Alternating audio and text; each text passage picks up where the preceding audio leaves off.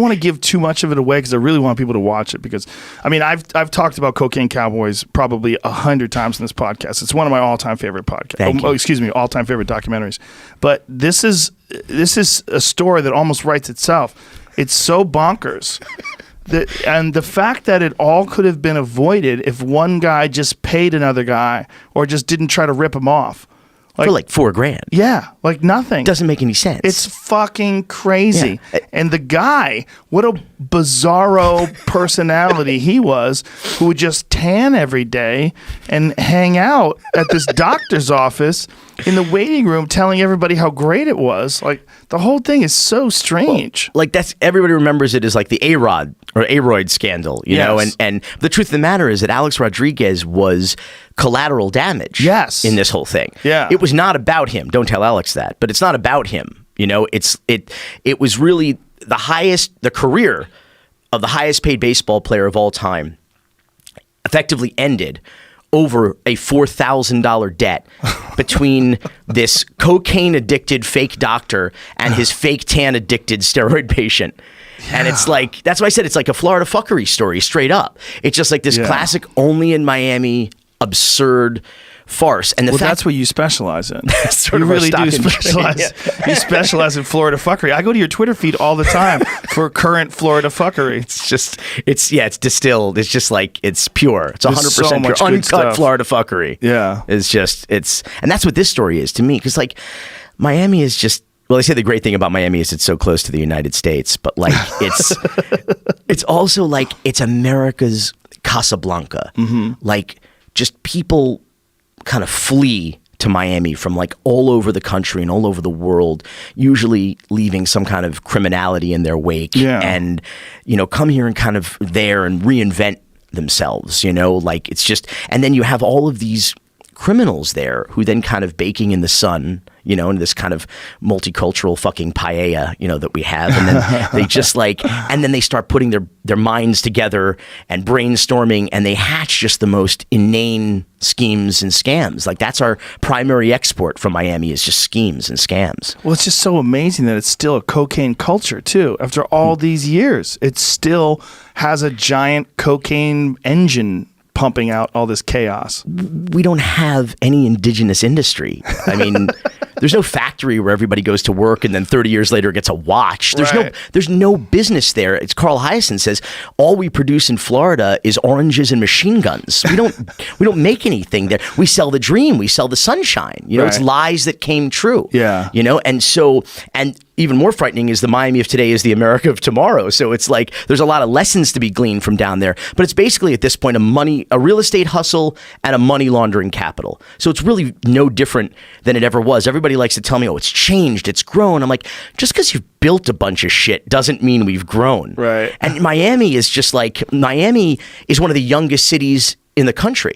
In your parlance, it would be about one person old, or 1.5 people ago. Wow. Like 1.5 people ago, you know, like it's just, we're one of the youngest cities, right. Barely 100, just over 100, you know. And correct me if I'm wrong, because I've said this before, but isn't there more banks per capita in Miami than anywhere else? Well, there certainly was before the Great Recession, when a lot of them started shutting down. But most of them have rebounded. One of the clever things some of the real estate developers did was they opened their own bank, literally their own bank. They had a bank where the entire board of the bank were all real estate developers, and over 90% of the loans the bank made was insider loans, to the board. And then, of course, they went belly up in the Great Recession, and what happened? We bailed them out. So Jesus. It was all their own shit. You bailed out real estate salesmen. Who loaned themselves money that is wound up being backed ultimately by us, by the taxpayers. Fuck. Yeah, I mean, that's the old... Remember, you hear that line all the time now that, like, you know...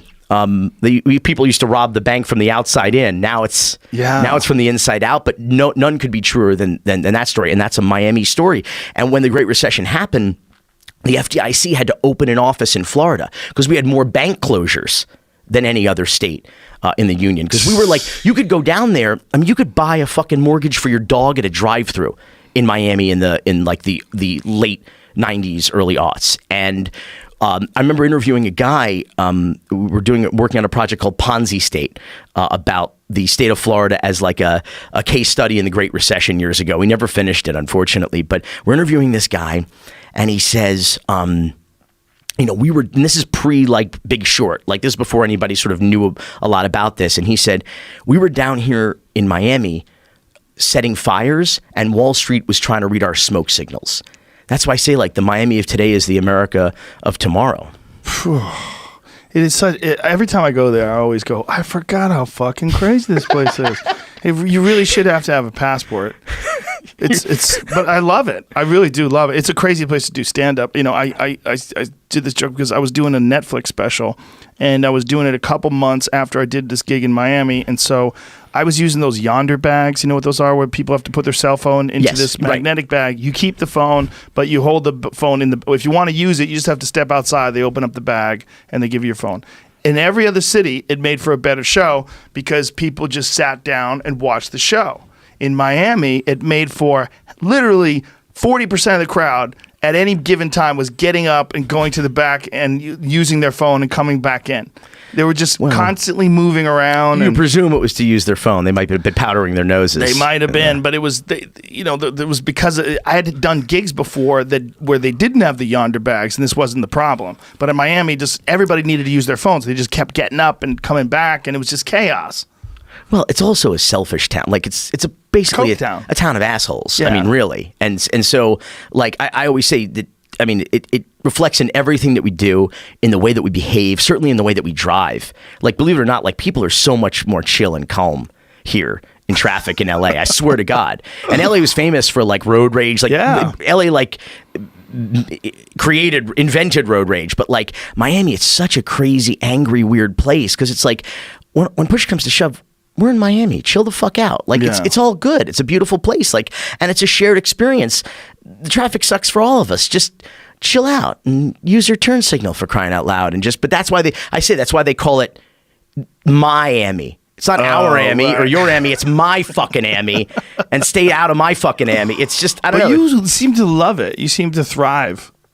Yeah, I can't really function anywhere else. That doesn't make any sense. It doesn't make any sense. It's so frustrating too.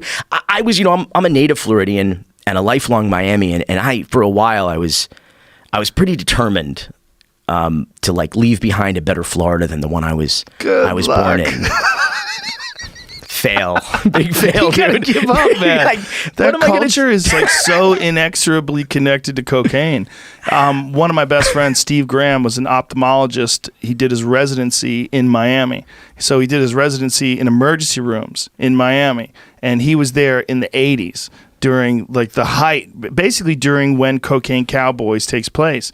And he saw everything. He had all these pictures of bullet holes and skull fragments and people with light bulbs stuffed up their asses, and just he said every day was just fucking chaos. Yeah, that's what we call a Miami idea. Everywhere else the light bulb goes off over your head. In Miami, we shove it right up our asses. He said they had to pull a light bulb out of a guy's ass in one of those ones that look like a Christmas tree, those curly ones. This guy stuck a light bulb up his ass and it broke in his ass. At least he was concerned about the environment. That's like one of those environmentally like sound, like I don't good think light it bulbs, is. right? There was no environmentally sound light bulbs in the 80s. Yeah. They were just thicker glass. Like felt like he could get it in his ass better. Well, that was the era to cut your teeth. If you were a cop or a lawyer or a journalist or an ER doctor, I remember talking to an ER doctor once. He tells me a story. 1980, shortly after the Mariel boat lift started, which I think everybody's kind of pop culture frame of reference for the Mariel boat lift is Scarface. Tony Montana was a Marielito. That's at the beginning of the movie when, Castro is ranting and raving that he's flushing the toilets of Cuba onto the United States, specifically to Miami. And so he was working at the trauma center at Jackson Memorial, our emergency room in Miami. And he said he got a Mariel refugee. These guys would stand on the beach. They would, it looked like Havana in South Beach, like there's that like coral seawall, and it's just like it had a really Havana vibe. So they would chill mostly at these flop houses south of 5th Street in Miami Beach, where like the cops would literally they would be leaving after a stabbing at one of these places, and they'd be 3 blocks away. They'd get a call to go back because now there was a shooting or something else. They would be going there like all around the clock. And so, and they would just get in gunfights. Like literally it would just be like someone would cheat at dominoes and they would just pull out a gun and one guy would shoot the other guy. And so he has a Mariel refugee who comes in to the emergency room with a gunshot wound. And he knew Spanish. He was bilingual. He said to the guy, he said, "You're really lucky because if this bullet had hit, a few centimeters or whatever this way, you would have died immediately. You would have bled out right there on the scene, died instantly." And guy splits. A few days later, another Mariel refugee comes in with a gunshot wound in exactly the same spot where he had told the other guy that if he got hit there, he would have died. Could never prove it, never was able to trace it back, but he was pretty well convinced that it was a revenge shooting for the other shooting, and the guy knew exactly where to shoot him and kill him because the doctor had told him where to do that. But that was like every day in Miami. The lady who cuts my hair, for Christ's sake, she said, "Billy, I was so naive in those days. I cut people's hair. They come over, kiss her goodbye, and put a tip in her pocket, and she'd go home, turn her pockets inside out, have our little crumbled bills and everything. And one day she finds a little baggie of white powder. That's something that one of her clients had slipped into her pocket as a tip. And she said to her girlfriend, she goes, what the hell is this?" And her friend said, "Oh shit, that's worth more than gold. That's the best tip you got all day." That little baggie. But that was just like the culture, and it's not. Imagine that anywhere else. Like imagine that in like Nebraska, someone tipping you in cocaine. People would be like, "What? What the fuck are you doing?" Listen, it's just like I said, it's like America's Casablanca. It's There's just no place like it. No. It's such a strange place. Yeah, everybody, so everything is for sale. Still, nothing. And like I said, we are about a person old. That's how far back Miami goes. I was watching a video about the culture of renting supercars to people so that they can pretend that it's their car. Huge in Miami. Yeah. Yeah, we got all these Bricklista thousandaires, driving their rented fucking Lambos. Yeah. And blowing the engines out on South Beach because they don't know how to drive them. So they're just getting towed down the street. It's just, listen, it's a fake it till you make it kind of town. And there's nothing really to make there. You can't really, other than a real estate hustle, money laundering, drugs, politics, being a corrupt politician, there's really no other way to make it. There's not a real industry. No, not at all. There's a lot of professional fighters come out of Miami, that whole area, Coconut Grove, and a lot of aggression, a lot of poverty. Yeah. It's a third world economy down there. The disparity between the haves and the have-nots, the income gap is widest and getting wider in Miami-Dade County than just about any city in the country or any metropolitan area in the country. Wow. So, and that's why I said that Miami of today is the America of tomorrow. If you want to know what challenges we'll face as a nation or calamities will befall us in the years to come, you need only look at Miami. T.D. Ullman called it the canary in the coal mine, the bellwether. And so, when the election was playing out, the cycle in 2016, I was like, all my friends are just like, this Trump thing can't happen. I was like, hang on. I was like, Florida elected, and in fact, re-elected Rick Scott to be governor. He is the biggest Medicare fraudster in the history of the United States. Everybody knows it.